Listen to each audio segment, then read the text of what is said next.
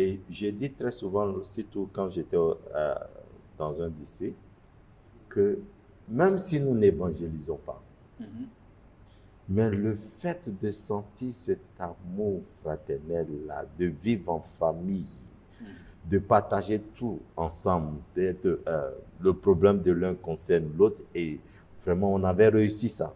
Ce qui faisait que c'était un lycée très difficile, où à peine on pouvait faire peut-être 10, 20 baptêmes dans l'année.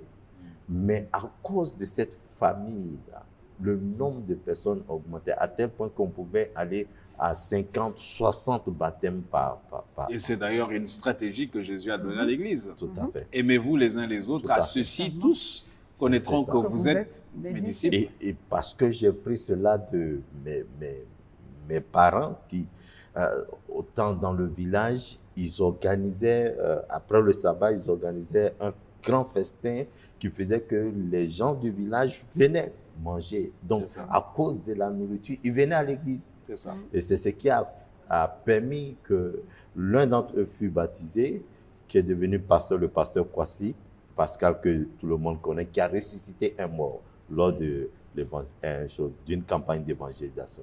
Mais grâce à cet amour qu'ils avaient créé. Donc c'est possible aujourd'hui de pouvoir le faire. De vivre cet amour authentique, même si nous venons d'horizons divers, nous nous retrouvons dans une même famille.